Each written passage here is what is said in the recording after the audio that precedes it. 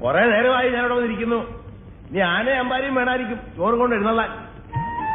ഇതൊക്കെ നേരത്തെ ഇവിടെ കൊണ്ട് കൊടുക്കാൻ മേലായിരുന്നോ?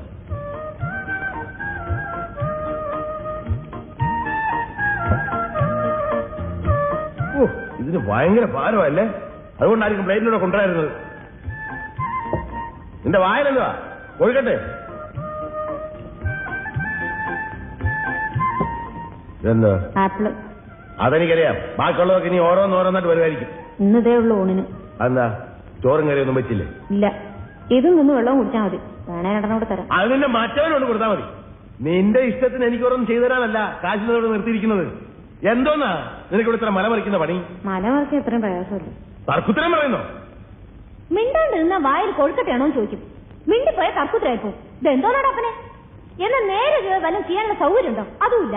മര്യാദക്ക് ജോലി ചെയ്യാൻ നിനക്ക് എന്തോന്നാണ് ഇവിടെ കുറവ്? എടിപൊടിന്നൊക്കെ വിളിക്കാൻ വേറെ ആളെ നോക്കണം. എന്നാ പിന്നെ നിന്നെ ഞാൻ അകത്താരമേന്ന് വിളിക്കാം. നീ എന്റെ മോളൊന്നുമല്ല, ഇവിടുത്തെ അടുക്കളിക്കാരിയാ. എന്നെ കൊണ്ട് ഒരു നേരം ഒരു പണി ചെയ്യാൻ സാധിക്കുള്ളൂ. കിട്ടൂലേ? അയാൾ ഇവിടുത്തെ പേക്കൂത്ത് സഹിക്കാൻ വയ്യാതെ പോയി.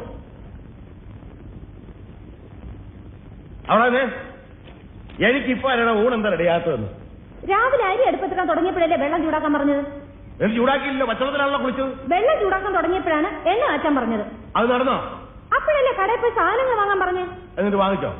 ഇല്ല, ഇവിടെ മുഴുവൻ തുടച്ചിട്ട് പോയാൽ മതി എന്ന് പറഞ്ഞു. എന്നിട്ട് അതും ഇതുവരെ ചെയ്തില്ലല്ലോ. അത് ചെയ്തുകൊണ്ടിരുന്നപ്പോഴല്ലേ ചോറ് വിളമ്പാ പറഞ്ഞത്. കഴുകി വെച്ച് അരി ഇരിപ്പുണ്ട്, മതിയെങ്കിൽ അത് വിളമ്പാം. അത് നിന്റെ തന്തയോട് എന്ന് പറഞ്ഞാൽ മതി. തന്തയോട് തന്നെ പറയുന്നു.